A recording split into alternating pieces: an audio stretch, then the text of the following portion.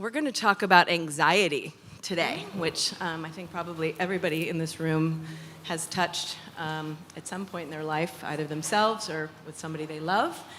And, you know, the stats are sort of staggering. 30% of adult Americans suffer with some form of not just I'm stressed at work or something like that, but real legit anxiety, to say nothing of our teens and our adult children and children in general, and particularly following on the heels of this pandemic.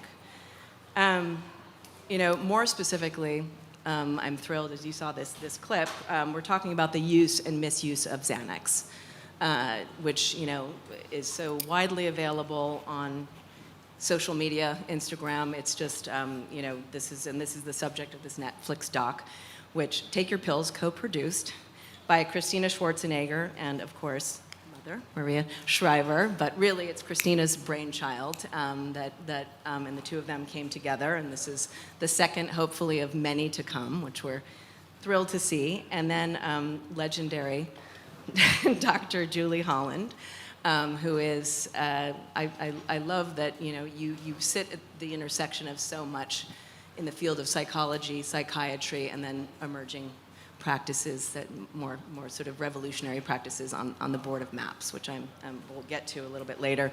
Christina, this is your brainchild, and the first doc really came out of your experience with you know, going to college and Adderall and seeing the overuse and misuse of Adderall, and you know, I think this second documentary really tracks the misuse of Xanax in some cases, and then actually the really good applications of Xanax, and you do a beautiful job of telling the whole picture. So tell us how this started. How did you come to this idea? What made you want to tackle this? Yeah, so the first one was obviously focused on Adderall, and that one came and sprouted from a personal experience. But really, so this kind of felt like a natural evolution when we were focusing on stimulants to then also focus on anti-anxiety medication. And I think a few of my goals for the film was, one, for people not to feel alone. That was a huge thing for me when I was struggling coming off of Adderall, and really for people to kind of understand that they're not the only person experiencing it. And I think another thing that I really want people to understand is to mostly to gain more knowledge about the subject, to kind of, you know, feel like they've, you know, have some educational tools so that they can understand the short-term and also many of the long-term effects of being on these medications. And also there are many unknowns still about that, so just being aware of that. And another thing that I really wanted people to do is to, which I think you did such a great job of explaining, is to really understand that there are alternatives. You know, medication isn't always a one-size-fits-all approach for everyone. Everyone's unique, so for a lot of people it's incredibly helpful, and then for other people, exploring other options like what you touched on in the film is also, there are many resources available out there. And you have, you spoke about your own anxiety and that you had never really identified it, but when asked by somebody, you said, actually, yeah. Tell us about that. Yeah, I mean, I like to think of myself as a pretty relaxed person. But yeah, no, I've definitely struggled with anxiety. I think it's also, I think, one of those things with ADD or ADHD, it's kind of, they kind of get intertwined a lot. Mm-hmm. So it's kind of struggling with trying to define whether it's like you're having trouble concentrating, sitting still, or if it's anxiety or what's going on. But I think, like many people, I've struggled with kind of day-to-day anxiety, existential anxiety, things like that, which I think are, you know, really common. Julie, you tell us, what is the difference between sort of garden variety stress, anxiety, and one that rises to the level of intervention? Yeah, well, I think like everything else in psychiatry, it's on a spectrum. If you're not anxious, you're not paying attention. Like, there's a lot of stuff to be worried about. And you have to, it really sort of comes down to, is the anxiety getting in the way of you getting out of bed, taking care of yourself, taking a shower, eating, you know, if you have a job, are you making it to work, how are your relationships? So it's really, to me, when you want to step in with interventions is if there's a dysfunction. Because there are real ramifications of being hypervigilant that are positive.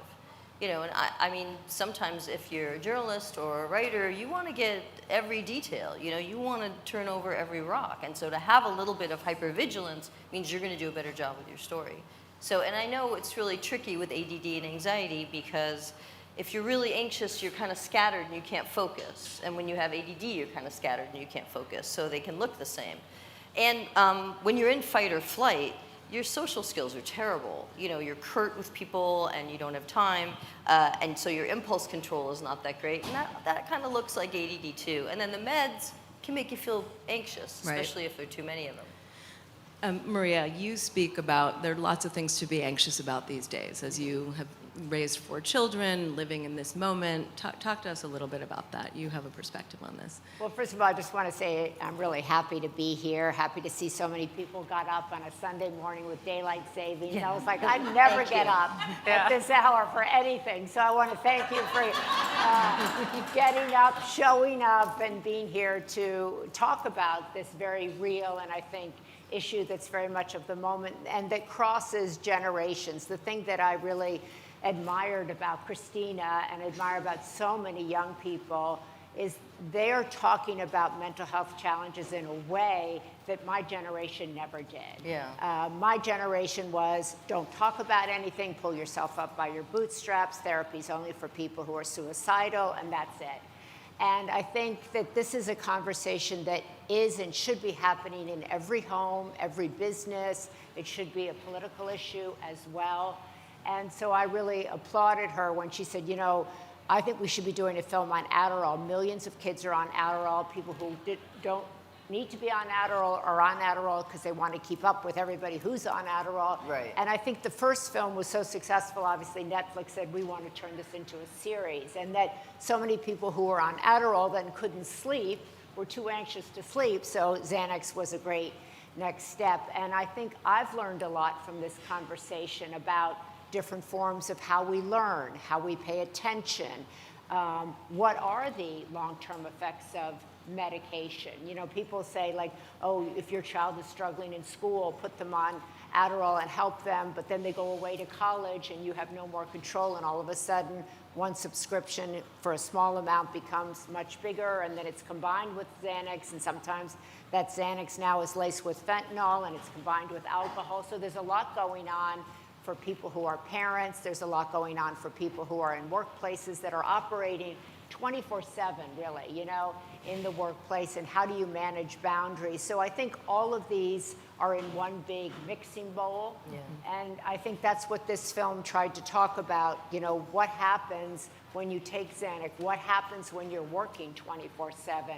How do you have boundaries, and what else is out there that you yourself can employ for your own mental health, your own emotional, spiritual, and physical well-being, which is something I think that's the responsibility of each and every one of us. But it's also kind of our collective society's responsibility to make it okay to talk about. Absolutely. And I think in the film, you did a really wonderful job of tracking, you know, several subjects and people who had different responses. Take us through that, because it really painted such a well-rounded picture of how people can use it effectively and how difficult it can be for people to wean themselves off if they overuse it or use it for long periods of time. Yeah, I mean, our goal also of the film was to really also ignite a conversation around the subject. And in order to do that, you have to, you know, give a wide range of characters who are using it or have used it and have come off of it, or, you know, just a different range of experiences. Because the reality is, like you were saying about it being a spectrum, it is a spectrum of the way that people use it, how people find it incredibly helpful, because it is a life-saving medication for a lot of people. And then, just as with anything, people also abuse it. So kind of having a spectrum of different characters to really, you know, do a deep dive into what's going on right now, what's been going on in the past, how people have been using it, in order to really ignite these conversations about you know, these kind of struggles, and also when we look towards the future, kind of what that picture may look like. So that you were saying kind of, you know, having these kind of conversations in your household, at school, at work, Right. kind of covering the people is, Yeah. you know. I was really struck in the film, and I think in general, about the long-term effects of medication. So often I've talked to a lot of people say, I need a Xanax to get on an airplane. Right. Or I need a Xanax to deal with an exam or something, that it's a momentary thing. But to see people who have started with it and then they turn around and it's 2 years, 5 years, 10 years later, and the struggle to get off of it is real. And the other thing that I thought was super interesting, which is, once again, to the spectrum point, that some people are like, I had no problem getting off, and other Right. people, it's a life and death thing. And I think that also opens up this Yep. whole conversation. You talk to certain people when they get pregnant. Some people sail through it, other people are in bed. Some people sail through menopause, other people are suicidal. Some people can get on a medication and get off with no problem. Other people have real life and death struggles. So I think that just understanding, being sympathetic or empathetic to that all of us are different in our brains and in our bodies and in our health journeys. And so understanding that what is easy for you might not be easy for somebody else is also part of this larger education, I believe. Absolutely. Julie, tell us under what circumstances you would prescribe Xanax or any benzo versus an SSRI. Yeah, I mean, it's a big question, and I would say that my behavior sort of changed over the years. I've been prescribing since the mid-90s, and when I started, I really had to do a lot of hand-holding with people and explaining, like, oh, you have these symptoms, and there's medicine that can help you, and, you know, we were all fed this line of you have a chemical imbalance, and people seem to be comfortable with that, and but then flash forward 10, 20 years later, I never have to hold somebody's hand or destigmatize. They come to me, their therapist thinks they need meds, and so they're asking me questions like, you know, should I take Effexor or Wellbutrin? Or, you know, I have a friend who says this is the right medicine, or these combinations. So people are getting a lot of messages. I mean, there's direct-to-consumer advertising that really sort of preys on women, and I wrote about this quite a bit in a book called Moody Bitches. So it is a joke, and I appreciate you get that. The subtitle of Moody Bitches is the truth about the drugs you're taking, the sex you're not having, the sleep you're missing, and what's really making you feel crazy. And what I talked about in terms of what's making us feel crazy is this sort of disconnection from each other, from our bodies, from nature. And that disconnection is giving you a real level of unsettledness. And we're supposed to be social. We're social primates. We do better in groups. The more isolated we are, the more we're going to be in fight or flight. And the more you're in fight or flight, the more you feel anxious. So my most recent book, Good Chemistry, is all about how to go from fight or flight to the other thing. And the other thing is called the parasympathetic nervous system. So fight or flight is sympathetic. Parasympathetic is where you can rest, digest, and it's the only time where your body can really repair itself. It's also the only time where you can repair social relationships. And the more you're hooked in socially, the better you feel. So in 95, to get back to your point, I would be like, okay, you're anxious, there's 2 ways we can do this. I can give you a low dose of an antidepressant, which happens to really help with anxiety, or I can give you a benzo like Xanax, or there's a whole family of benzos that Xanax is in that are like a Band-Aid that will just immediately calm you down. But for short-term use, right? Short-term use, and the downside of things like Xanax or Klonopin or Valium, that whole family, one downside is it kind of turns your brain into Teflon a little bit. Things don't stick very well. The more you take, the more this becomes an issue. You get a little disinhibited, the way if you had a couple glasses of wine, you might say something to your friend or boss that you wouldn't. So the disinhibition, a little bit of sedation, the Teflon brain, not great side effects. The truth is the low-dose SSRIs are kind of a better deal if you're anxious day in and day out. The big issue with Xanax is that the more you take, the more you take. If you take it sporadically, when you fly, when you have to go over a bridge, it's not ever really going to be an issue. But if you're taking it when you're anxious and you take it on a regular basis, you can pretty much be guaranteed that you're going to start to get anxious before your next dose is due. If you take it every day at 4 o'clock, you're going to start feeling it at 2:30. What about 3 immunity? o'clock. Do you build up? So do you build up a I wouldn't tolerance? call or- it yeah. So No. tolerance You know, I have some people who've been on a low dose forever. They take one a day or they take one at night. It doesn't ever seem to be an issue. Some of it's placebo. I was just gonna don't ask see that. a lot of tolerance. I do see issues with the withdrawal. If you abruptly stop it, you're going to have a problem. There's also something unique to Xanax, which is rebound anxiety. Most of the benzos, they come up, you feel less anxious. They start to taper off. You feel okay, you go to sleep, you go about your day. There's something about Xanax that you feel less anxious, and it's a little bit of a, you really feel less anxious, but when you come down, you kind of end up a little lower than where you started. And that's called rebound anxiety, and that really is a setup for wanting another Xanax in the same way that when you eat a Dorito, and it tastes great, maybe, but toward the end of that Dorito, when the Dorito's swallowed, you get a funky little taste in your mouth that the only thing that's going to really fix that is another Dorito. But isn't- I honestly think of Xanax that way. Before you go into But isn't self-loathing. it- I think what's also super interesting that these films talk about, one is so many of them are marketed and geared to women. Yeah. And I think when you look at the Adderall film and when you look at Xanax, it's really important to look at that these pharmaceutical companies zeroed in on women. And I think that that's a really important thing to take note of. Why is that? Why did they do that? Why did that stick? And also that we don't have long-term studies on any of the drugs that most people are taking. So I think it's very different, once again, if you're taking some, and this is something that, you were talking a lot about, that we don't really know, and a lot of people are, especially women, taking birth control pills, and they may move on to SSRIs, and they move on to Xanax, and they may move on to all sorts of other things, and particularly women at midlife, it actually might be perimenopause and menopause, and an SSRI could do what Xanax does. But I think one of, which I always come back to Christina, was like, they never told me this about Adderall. They never tell you this about Xanax. And they give it to you once, the pill, and then you just keep coming back. And very often the doctor just says, you want another prescription? And they sign it. So this is a larger... Yeah, I feel like you were actually incredibly unique in being a deprescribing psychiatrist. Because I feel like every psychiatrist that I've ever seen in the past or even have heard of, it's kind of like a more, which I think is like an interesting concept for people to even understand that there are psychiatrists out there who work at deprescribing. There are, and there will be more and more. And Why? Why will they? Poor me. I was just talking about this yesterday on another panel, but I've been a little ahead of the curve for 30-something years. In the mid-'80s, I was really pushing for condom distribution and clean needles when we heard about HIV, and harm reduction really wasn't a thing yet. And then when I wrote Moody Bitches, I really focused on this issue of how big pharma totally targets women, especially after 9/11.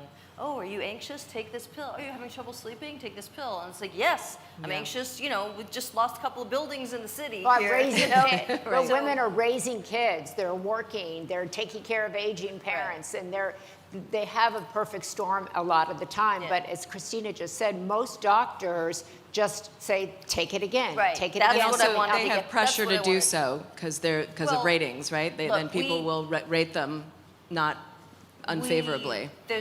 Right. So first of all, I wrote about this in Moody Bitches that the quickest, easiest way to get somebody out of your office is to hand them a prescription pad. This used to be paper before electronics. Be like, here you go, and then it's like, this is your parting gift. It's time to go now, and they get their coat and leave, and you have the next person. And some patients will be disappointed if they didn't have that ritual at the end of here's your prescriptions. But also, keep in mind, we live in a capitalist society. Medicine is a for-profit industry. And for people who are trying to, get them in, get them out, the same way that a restaurant is trying to get you in, get you out, and upsell you, and do you want a drink, and do you want coffee? If they give you something that you're going to like and come back in a month and ask for more of, then you're a regular customer. Yes, And that, exactly. I'm sorry, but that is the sad truth. That I'm not saying all doctors, but there is that element that, The the society that transactional we live in, element, and it is transactional. Christina, I feel like you have touched on also just something about your generation and this kind of, you talk about sort of this idea of needing a quick fix, even, this is true of all generations to the point of the transaction. But I think you, with Adderall and then Xanax, that there is, you know, we have this kind of dopamine feedback loop of our, you know, our phones and you know, our disconnection with nature and all this other kind of stuff. You speak to that, you know, about, you know, having been in college and just your age group in general. Tell us a Yeah, little I mean, bit it's about that. definitely something I have to say I'm really concerned about, not only for my generation, but I think for future generations. Just the thought or the idea of, you know, telling someone to meditate for 30 days, I think is like for a lot of people really not appealing. Right. And or telling them like you have to make these huge lifestyle changes in order to help with maybe like depression or anxiety. It's for a lot of people who are used to this like now instant gratification, I think it's not appealing. And so they would rather maybe in a lot of instances take a medication just to kind of immediately get that help. And I mean, I even see it with my niece today who, you know, is always like video, and I'm like, I'll take it away, and it's just like the end of the world. Right. You know, it's like now, I need a video now, I need this now. It's a completely And I'm different. used to getting it now. Yeah, and so if I'm even seeing this in my generation, it really concerns me personally just about like the kids and future generations to come. Because the idea, again, I think it's also this whole idea of sitting with, I mean, I'm a huge advocate for boredom because I think it's, you know, a lot of creativity comes during that time. But Yeah. when I think back to my childhood and I'm like, if I had cell service at my house, I wouldn't have been like drawing. Right. If I, you know, had all these, if I constantly had an iPad or if I constantly had something to turn to, I wouldn't have had these like dress up moments with my sister or anything like that. So I think that it all kind of, it's a bigger conversation, but I think that it all kind of plays in together. Just the way that we use our time, kind of really nurturing boredom in, you know, future generations to kind of give rise to kind of creativity, which I think is incredibly needed. I saw you interviewed.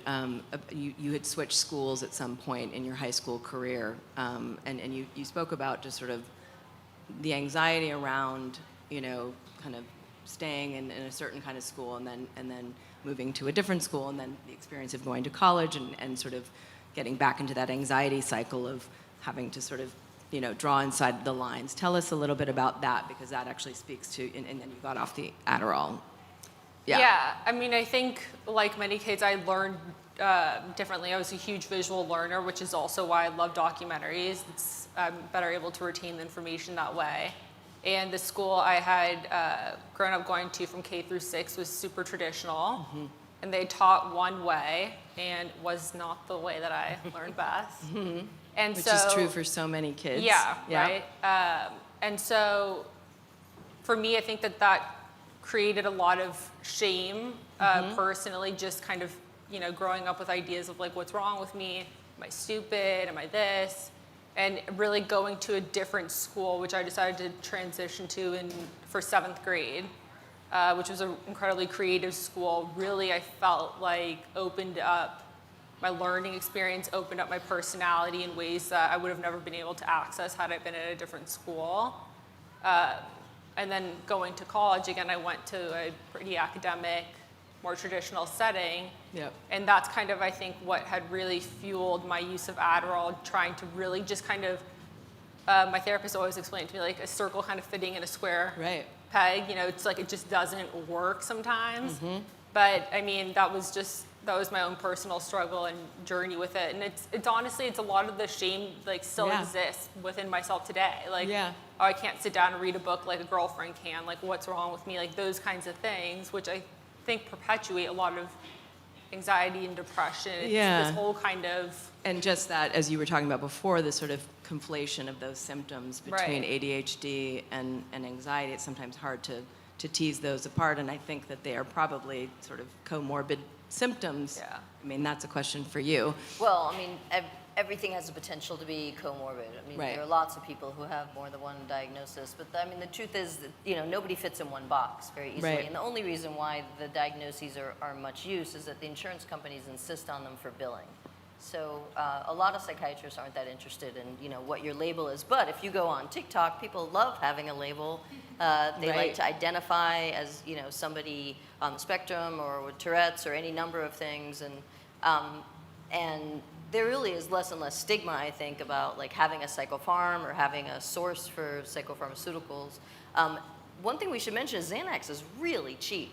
You know, I see the prices when I Right. order things, and I'm just like, how? That's dirt cheap. You know, a few dollars for 30 or 60 pills, like, compared to a lot of other medicines. Definitely Sure. compared to stimulants. Same thing with opiates. You know, they're very, very cheap. And we had an issue with opiates where we were sort of encouraged by the drug companies to prescribe them, and they were incredibly cheap and plentiful. People got very comfortable taking them. Then all of a sudden we worried we were prescribing too much, pulled it away. People are buying on the street. Streets got fentanyl. Same thing happens with Xanax. You know, if the doctor decides that they don't want to give you anymore and you decide that you still need it and you are getting it from not a pharmacy, it is now like a life or death situation. Because I think this is really important because people are buying Xanax Right. Right. with fentanyl on So- social media.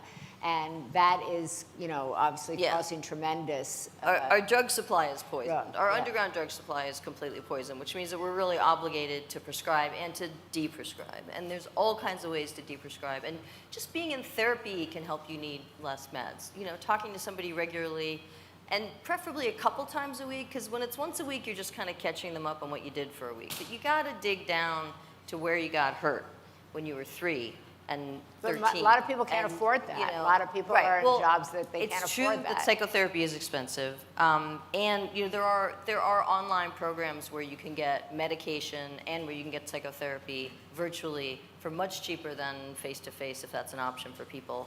Anybody who has health insurance can argue that if they have somebody in network, they can be reimbursed. So there are people in network on these online forums. So I have no affiliation with places like BetterHelp or TalkSense, and there are other programs like that where, because ever since COVID, people got very comfortable doing telehealth, so you have more access than you used to.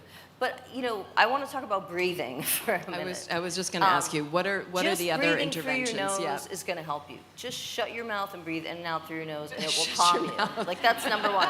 I'm not going to demonstrate. Just listen.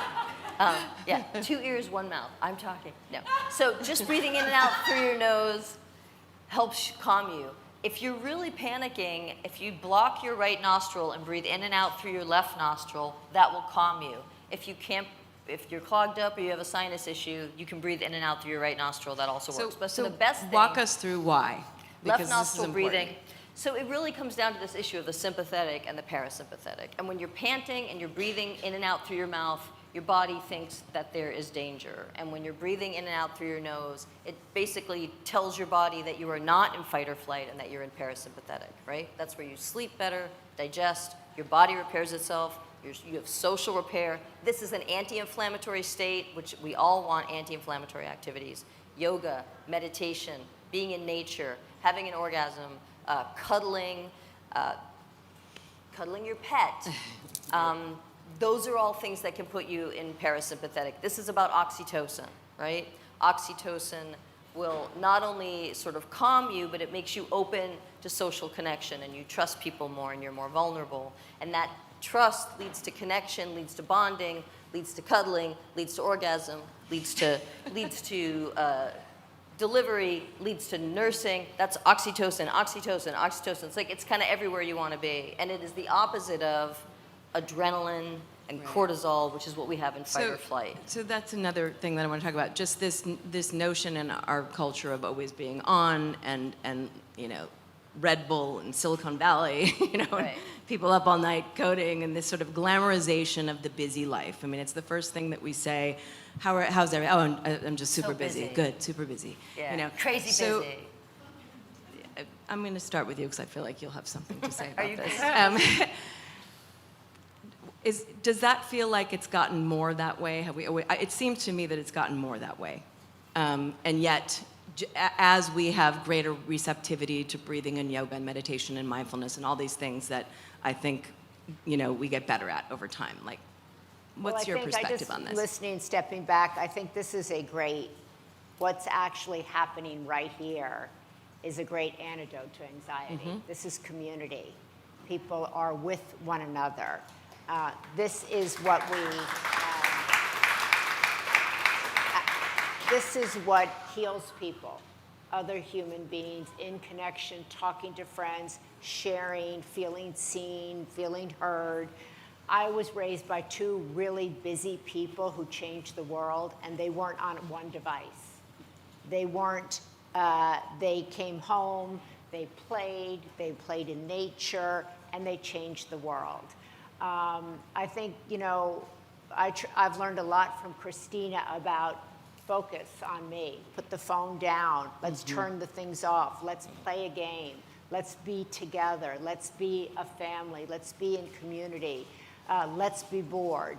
And I think that, you know, we're not at a competition to out-busy one another, out-compete, because we're all going to the same place.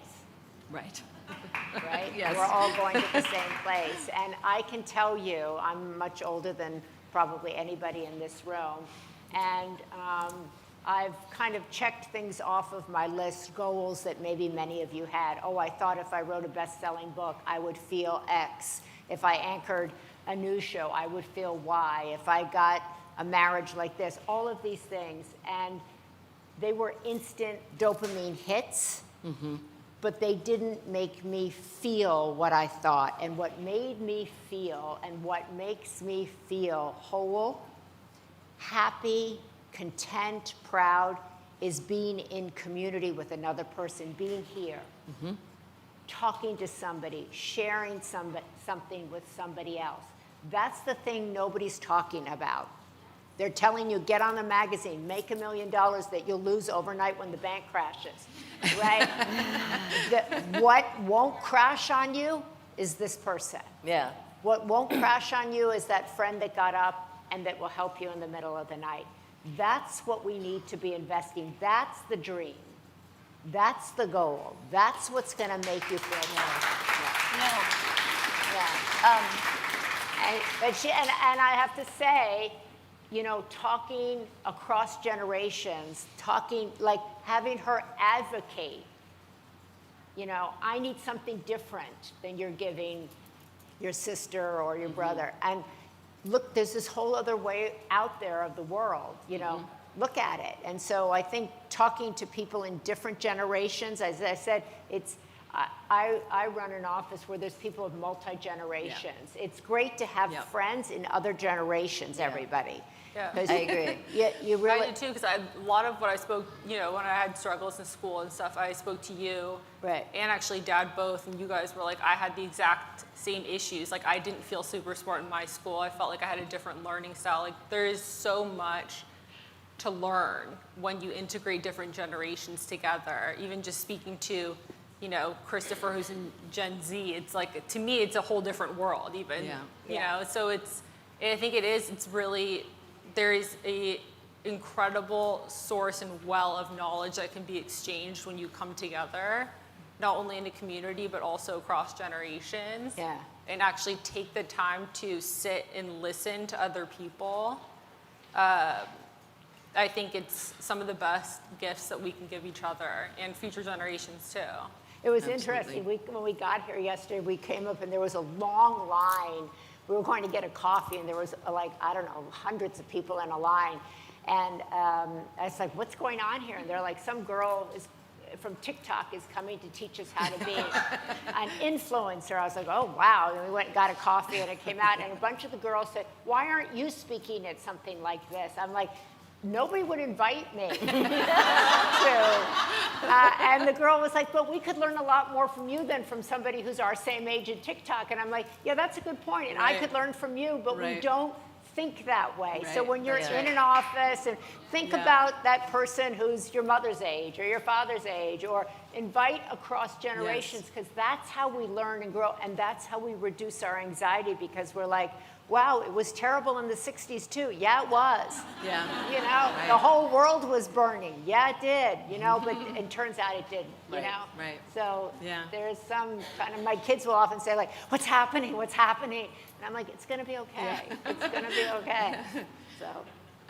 Julie, you are obviously, you're on the board of MAPS. Tell us a little bit about where you're seeing the future of plant medicine, psychedelics, as an intervention for Yeah. Did you see? I just looked at Anxiety. the clock. I'm like, how much time do I have? There's a lot. We're So, gonna open it up to questions though in a few minutes. So. I'm a medical advisor for a group called the Multidisciplinary Association for Psychedelic Studies, and MAPS has been heralding MDMA, methylene dioxymethamphetamine, better known as ecstasy or Molly, through the FDA process so that it can be approved for post-traumatic stress disorder. I also advise a couple different companies, one cannabis, one psychedelics, about like where to invest. Sort of, they're like hedge funds. I'm on the scientific advisory board of quite a few companies that are involved in psychedelics and a few less that are involved in cannabis. But I am interested in using these alternative therapies, not just to spot treat anxiety or depression, but as part of like an overall wellness strategy. You know, this parasympathetic is the anti-inflammatory place you want to be.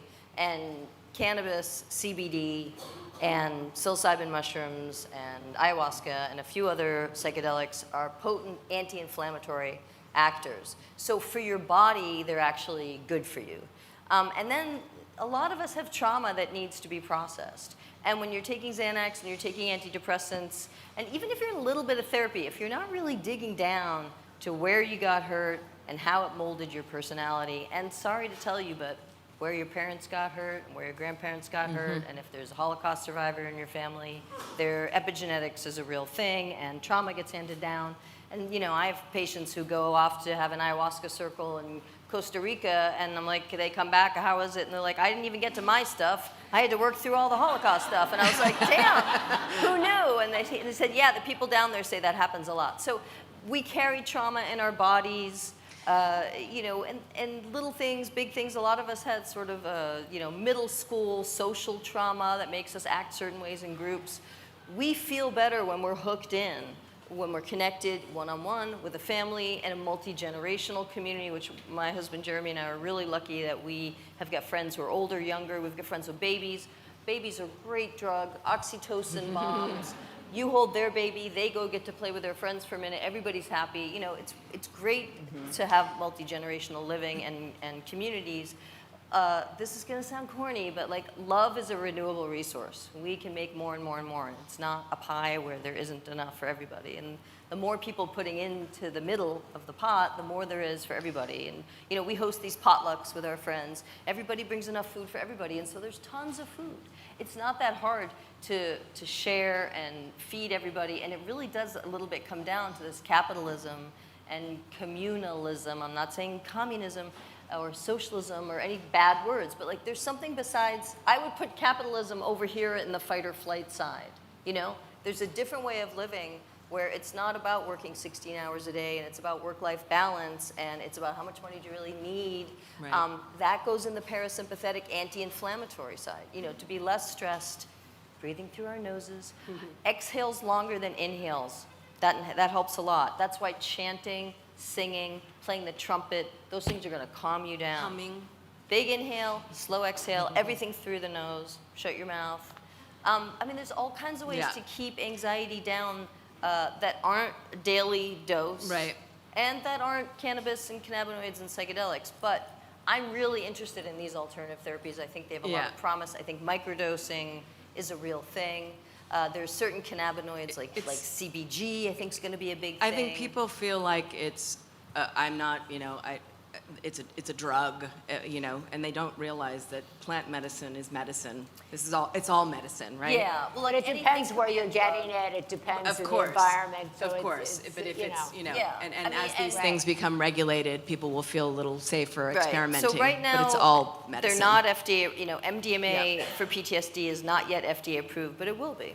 In about a year, maybe two. Psilocybin mushrooms for depression will very likely be FDA approved in the next year or two. So these things really are coming. totally. And I want to leave time for questions, so hold on one, because you're going to be 2:30 today, asked I'll questions. talk more about this. Perfect. Do we have mics circulating? Because I want to make sure we only have 5 minutes, and I know we're going to have. Hi, everyone. Oh, wow, that was loud. Hi, I'm Neha. First of all, thank you so much for having this panel and talking about these really important issues, especially you, Julie. I'm 37 years old, and I've been trying to understand my body a little better, but you won't believe this, and I wonder if the audience has heard this too, but I was literally told by multiple OBGYNs that I can't know anything about my fertility, about my hormones, because I'm not trying to get pregnant. And they're like, come back to us when I know.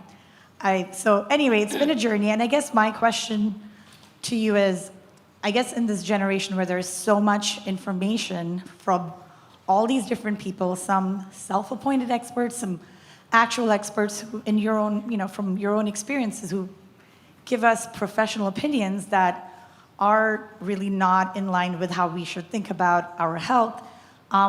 Where does one turn to in this era of like crisis experts? So that's my question, but also a little plug for me since I have the mic.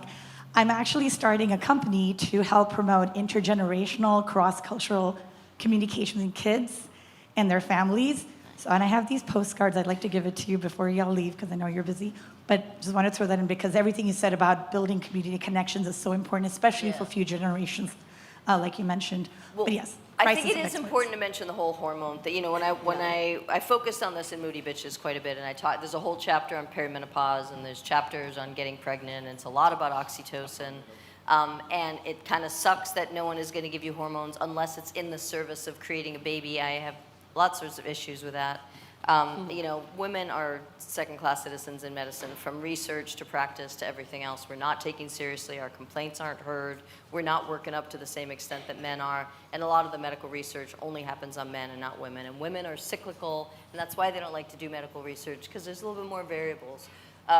Most of us have hormonal shifts and behavioral changes from those hormonal shifts. In case no one told you, estrogen is a stress hormone. The more estrogen in your system, the more you're like, it's cool, whatever. I mean, it's kind of a little bit like Xanax.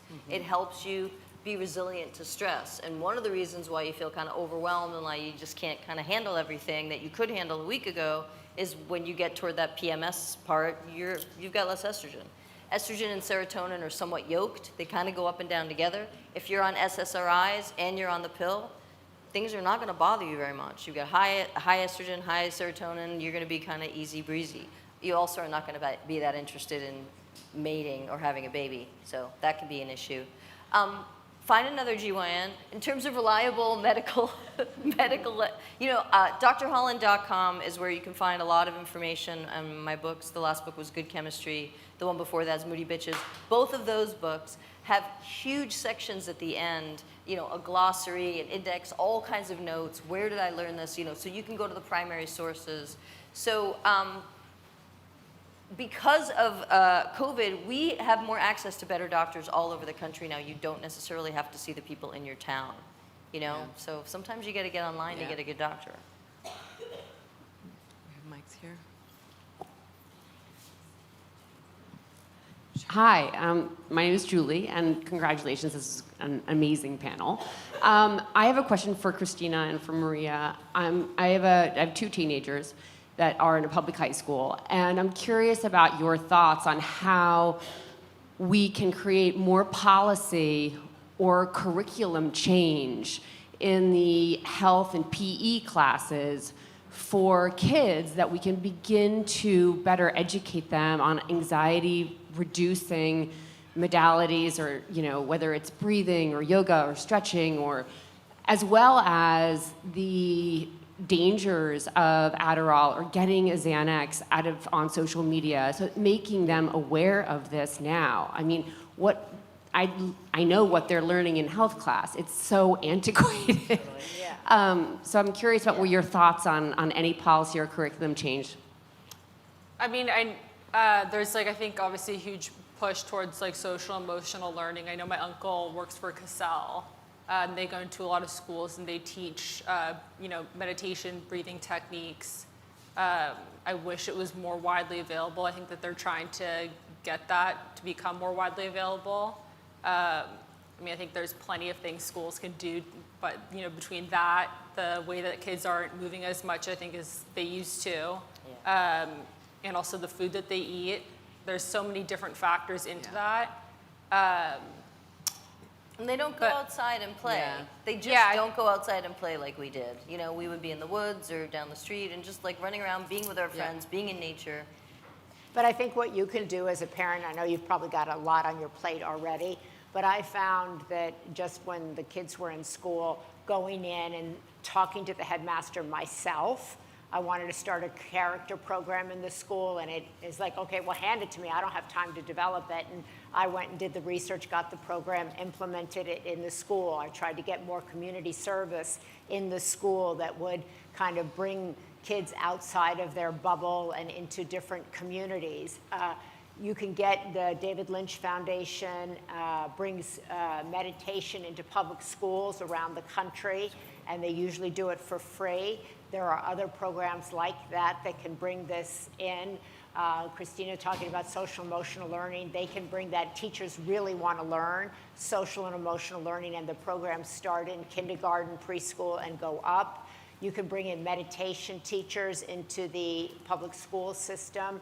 You could advocate, as I said, for a lot of anxiety, and we're learning, and in my Alzheimer's work, we're learning that food, as Christina said, is a great activator of anxiety. The sugar that's in the food that's offered, you can go And like attention issues. and too. attention Yeah. issues, exactly. It's What kids are pro-inflammatory being food. fed has a lot to do with how depressed, and what we're eating has a lot to do with how we think, what information we can retain, how well our brains work or don't work.